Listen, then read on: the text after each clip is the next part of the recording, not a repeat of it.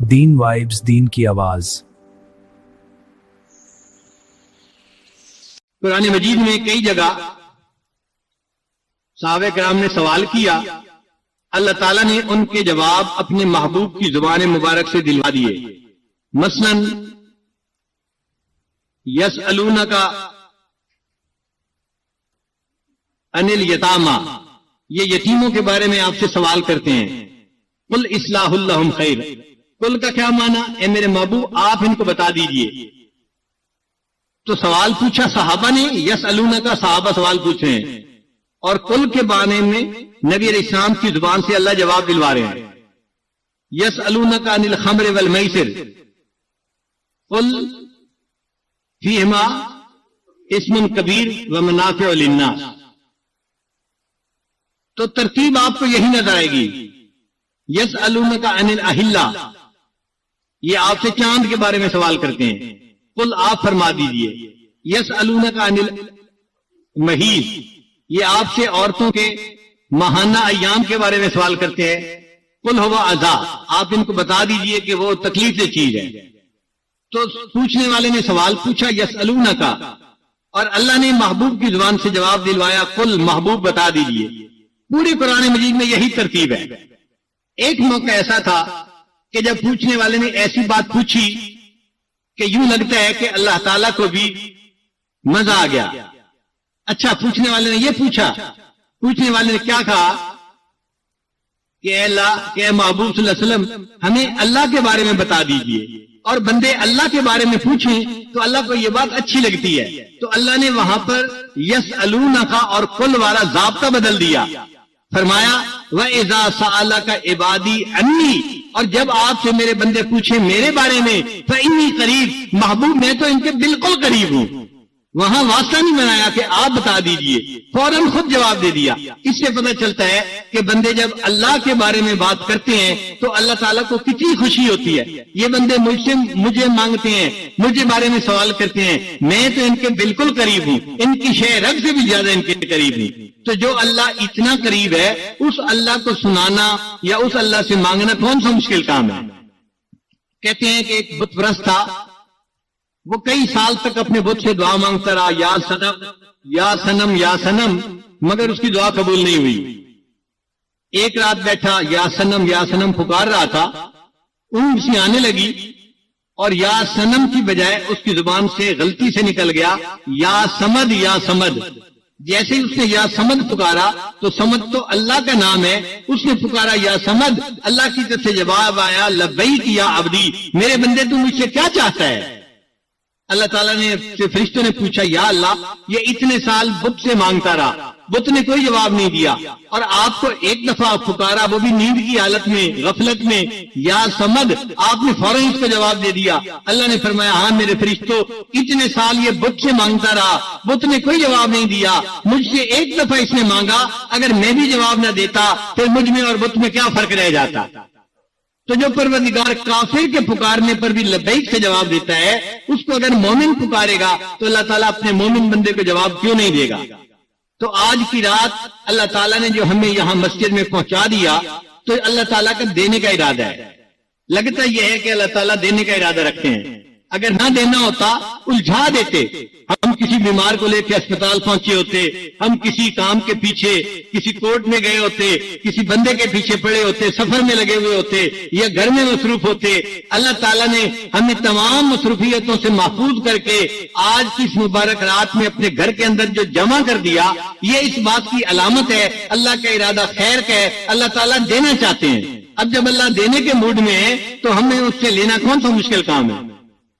ہمیں اللہ کو منانا چاہیے، اللہ کے سامنے رونا چاہیے اور اللہ سے خوب مانگنا چاہیے۔ اللہ فرماتے ہیں حل من سائل فأعطی له، ہے کوئی سوال کرنے والا کہ جس کو عطا کیا جائے۔ اللہ تعالیٰ کی بارگاہ میں آنے میں دیر ہے، عطا میں دیر نہیں ہے۔ ہم کو شکوہ ہے ہمارا مدعا ملتا نہیں، ہم کو شکوہ ہے ہمارا مدعا ملتا نہیں، دینے والے کو گلا ہے کہ گدا ملتا نہیں۔ غفلت شاعری دیکھ کر بندے کو کہتا ہے کریم، دینے والا دے کسے دستے دعا ملتا نہیں۔ اللہ تو دینے کے لیے آمادہ ہے. کوئی ڈھنگ سے دعا تو مانگے, کوئی ہاتھ تو پھیلائے کہ میں جس کے ہاتھوں کو اور جس کی جولیوں کو بھر دوں. اس لیے آج کی رات میں ہمیں عاجزی سے اللہ سے ایسے مانگنا ہے کہ اللہ کو پیار آ جائے. دیکھیں بچہ جب ماں سے مانگتا ہے نا تو شروع میں ماں نہ کر دیتی ہے, نہیں یہ چیز نہیں دینی. بچہ یہ نہیں دیکھتا کہ امی نے نہ کر دی ہے, مانگتا رہتا ہے, مانگتا رہتا ہے, روتا رہتا ہے, جی ادھر ادھر ایسا روتا ہے. اچھا وہ یہ بھی نہیں سوچتا خالہ بیٹھی دیکھ رہی ہے, بڑی بہن بیٹھی دیکھ رہی ہے, ابو بیٹھے دیکھ رہے ہیں, وہ کسی کی پرواہ نہیں کرتا. بس وہ روتا دھوتا رہتا ہے اور الٹتا پلٹتا رہتا ہے, حتیٰ کہ ماں کو پیار آتا ہے. عورت اس بچے کو اٹھا لیتی ہے اور بالآخر اس کی مراد کو پورا کر دیتی ہے. تو اللہ تعالیٰ بھی بندے کو پہلے اگر نہیں دیتے تو وہ بندہ اگر روتا ہے, مانگتا ہے اور بار بار مانگتا ہے اور بے اختیار ہو کے مانگتا ہے, اللہ کو ترس آ جاتا ہے, اللہ اس بندے کو عطا فرما دیتے ہیں. اور اللہ تعالیٰ تو دے کے خوش ہو جاتے ہیں. حدیث مبارک ہے ملم یسأل اللہ یغضب علیہ, اللہ تعالیٰ سے جو بندہ نہیں مانگتا اللہ اس بندے سے ناراض ہوتے ہیں. یہ بندہ مجھ سے کیوں نہیں مانگتا, اللہ نہ مانگنے والے سے ناراض ہوتے ہیں اور مانگنے والے کو عطا کرتے ہیں. اور ویسے بھی یہ بات بتائیے, کیا یہ پاسبل ہے کہ بندہ اللہ سے مانگے اور اللہ نہ دے اور قیامت کے دن اللہ بندے سے شکوہ سنے, اے اللہ میں تو مانگتا تھا آپ نے دیا نہیں. کوئی سخی یہ بات سننے پہ تیار ہوتا ہے کہ کوئی کہ جی میں آپ کے دروازے پہ مانگنے آیا تھا مجھے ملا کچھ نہیں. سخی کہتے ہیں کہ میرے دروازے پہ آئے ہو تو یہاں سے خالی نہیں جاؤ گے, میں تمہیں دے کے بھیجوں گا. تو اللہ تعالیٰ کے دروازے پہ جو آتا ہے اللہ تعالیٰ بھی بندے کو خالی نہیں لوٹاتے, اس بندے کو دے کے لوٹاتے ہیں. ایک بندہ بوڑھا ہو گیا, بیوی بچے فوت ہو گئے, بہن بھائی فوت ہو گئے, اکیلا ہے, عمر زیادہ ہو گئی. اب وہ کسی رشتہ دار کے گھر میں پڑا ہے, رشتہ دار بھی اس سے تنگ ہیں. بڑے میاں آپ ساری رات کھانستے رہتے ہیں, ہمارے بچوں کی نیند ڈسٹرب ہوتی ہے, وہ تنگ ہوتے ہیں, بس اب آپ جائیں کسی اور جگہ اپنا ٹھکانہ بنائیں. تو وہ بھی اس بوڑھے بندے کو گھر سے نکال دیتے ہیں. اب بوڑھا بندہ پریشان ہے, کہاں جاؤں, تو دل میں خیال ہوتا ہے چلو نماز پڑھنے کے لیے مسجد جاتا ہوں. اب یہ بندہ مسجد کی طرف آ رہا ہے, اللہ تعالیٰ اس سے پوچھتے نہیں ہیں اے میرے بندے تیری جوانی کہاں گئی, اے بندے تجھے میں نے حسن دیا تھا کہاں ضائع کیا, تجھے مال دیا تھا کہاں ضائع کیا, جب تیرے پاس نعمتیں تھیں اس وقت تو تجھے میں یاد نہ آیا, اب تیرے پلے ہی کیا ہے, اب ہڈیوں کا ڈھانچہ کمزور سا ہے اور نہ پیسہ مال ہے نہ حسن جمال ہے, کچھ بھی تیرے پاس نہیں. اب تجھے میرا در یاد آیا تو میرے گھر کی طرف آ رہے. اللہ اسے تانا نہیں دیتے, اس سے شکوہ نہیں کرتے, بلکہ اللہ اس بوڑھے کے گھر آنے پہ بھی خوش ہوتے ہیں, فرماتے ہیں اچھا بوڑھے تجھے اب یاد آ گیا کوئی تو میرا رب ہے, تو میرے گھر کی طرف چل کے آ رہا ہے, میری رحمت تیری طرف دوڑ کے آ رہی ہے. وین اتانی یمشی اتیتہ ہرولا, جو بندہ میرے گھر کی طرف چل کے آتا ہے میری رحمت اس بندے کی طرف دوڑ کے جا رہی ہوتی ہے.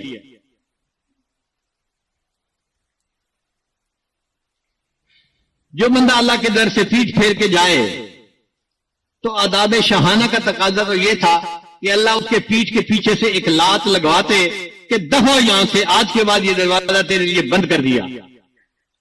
مگر اللہ ایسا نہیں کرتے. جو بندہ اللہ کے در سے پیٹھ پھیر کے جاتا ہے اللہ اس بندے کو کہتے ہیں یا ایھا الانسان ما غرک بربک الکریم, اے انسان تجھے تیرے کریم پروردگار سے کس چیز میں دھوکے میں ڈال دیا, کیوں ناراض ہو رہا ہے اپنے رب سے, کیوں دور جا رہا ہے رب کے در کو چھوڑ کے, تیرا رب تجھے سب کچھ دے گا, رب کے در پہ واپس آ جا. اللہ تعالیٰ اس کی کمر میں لات لگوانے کی بجائے اور اس کے لیے دروازہ بند کرنے کی بجائے اس کو واپس بلاتے ہیں کہ اللہ کے بندے اپنے اللہ سے نہیں روٹھا کرتے. اس لیے ماں اپنے بچھڑے بیٹے کا اتنا انتظار نہیں کرتی جتنا اللہ اپنے بگڑے بندے کا انتظار کر رہے ہوتے ہیں. یہ کب میرے گھر واپس لوٹ کے آئے گا, میرے دروازے پہ آئے گا, یہ مجھ سے آ کے مانگے گا, میں اپنے بندے کو عطا کر دوں گا. ایک اندھا فقیر ہاتھ میں کشکول تھا اور مانگتا پھر رہا تھا. ایک بڑا دروازہ اس نے محسوس کیا, اونچی صدا لگائی فقیر ہوں کچھ دے دو, اللہ کے نام پہ دے دو, اللہ کے نام پہ دے دو. کوئی جواب نہیں آیا. تو وہ کہنے لگا یہ کس کنجوس کا دروازہ ہے, کوئی جواب بھی آگے سے نہیں دیتا, کوئی مجھے بتاتا بھی نہیں کہ چلے جاؤ. تو ایک بچہ جا رہا تھا, اس نے کہا اندھے فقیر یہ مسجد کا دروازہ ہے, یہ تو اللہ کا دروازہ ہے, تو یہاں کھڑے ہو کے کہہ رہے ہیں کس کنجوس کا دروازہ ہے. جب اس بوڑھے نے یہ سنا اس نے پستول زمین پہ دے کے مارا اور توڑ دیا اور کہنے لگا اچھا اگر میں اللہ کے دروازے پہ آج آپ پہنچا ہوں اب میں کسی اور دروازے پہ ہرگز نہیں جاؤں گا، میں اللہ ہی کے دروازے سے مانگوں گا۔ تو ہم سے تو وہ بوڑھا فقیر اندھا فقیر سمجھدار نکلا جس نے اللہ کے دروازے کی اہمیت کو سمجھا اور پھر اللہ سے خوب مانگا۔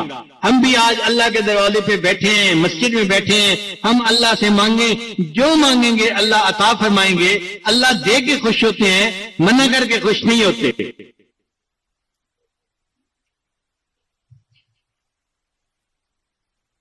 اللہ تعالی ارشاد فرماتے ہیں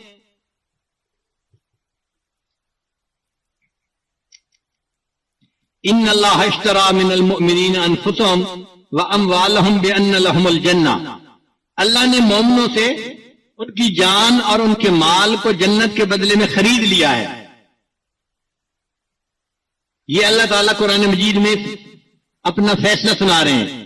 اللہ نے مومن کے جان اور مال کو جنت کے بدلے میں خرید لیا ہے۔ اب دو باتیں ذہن میں رکھیے، اگر کوئی بڑا بندہ خریدنے والا ہو نا تو وہ چھوٹی چیز کی بھی قیمت زیادہ دے دیتا ہے۔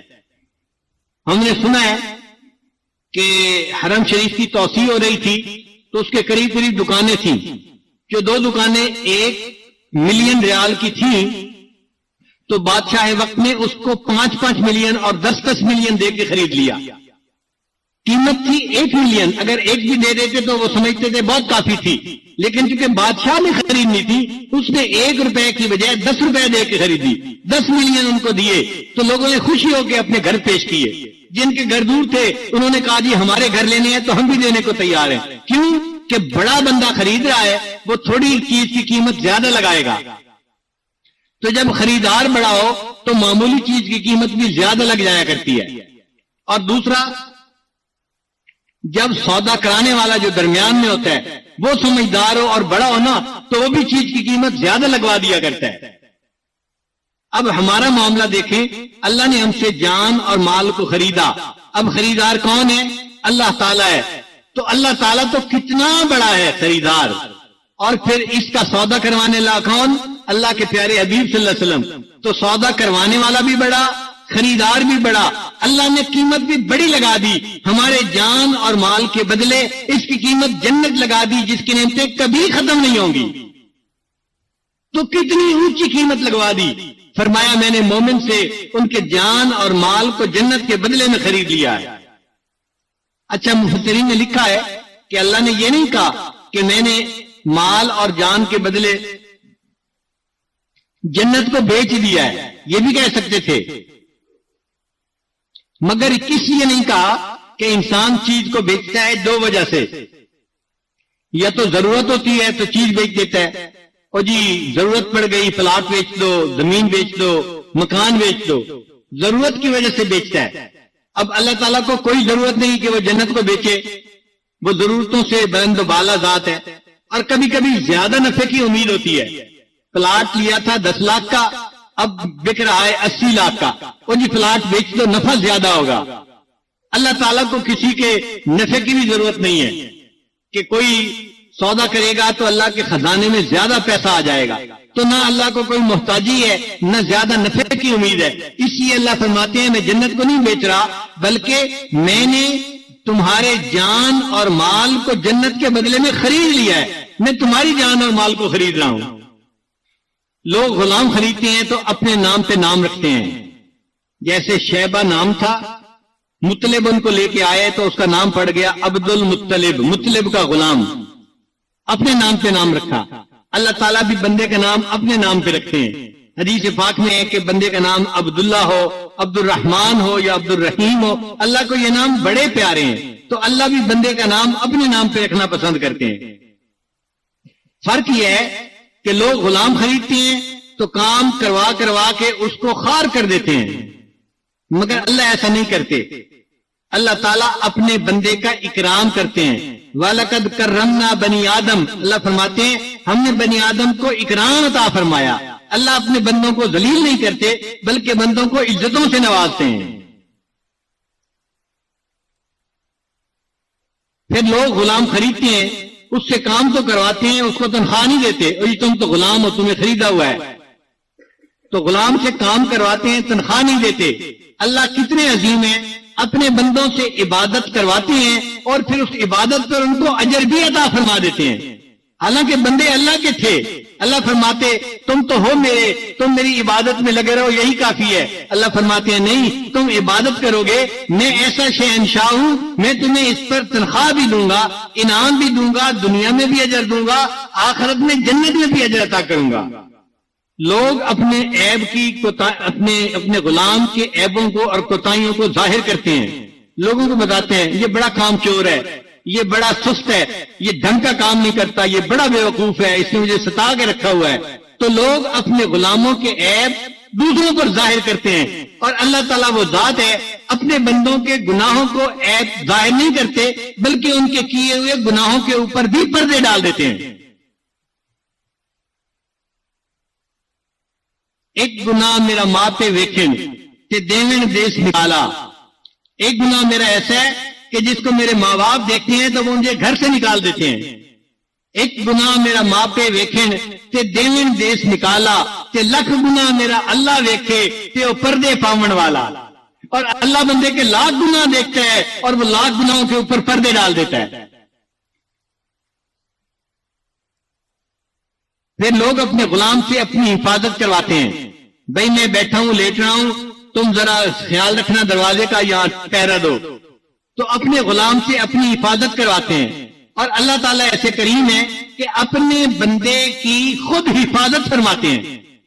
بندہ سویا ہوا ہوتا ہے، بندے کو نہیں پتا ہوتا اس بندے کے اوپر کوئی کیڑا آ سکتا ہے، اس کے اوپر کوئی بھیڑ آ سکتی ہے، کوئی چیز آ کے کاٹ سکتی ہے۔ اللہ ان چیزوں کو ہٹاتے رہتے ہیں اور اپنے بندے کی خود حفاظت فرماتے ہیں۔